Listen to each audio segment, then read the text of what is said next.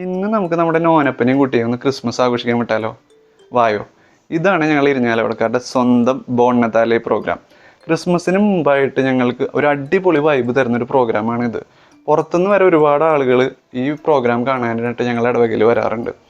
അപ്പോൾ ഈ പ്രോഗ്രാമിനകത്ത് Santa's, Angeles, പിന്നെ കുറേ ക്രിസ്മസ് റിലേറ്റഡ് ആയിട്ടുള്ള കുറേ ഡാൻസും പാട്ടും ഒക്കെ ഉണ്ടാവും.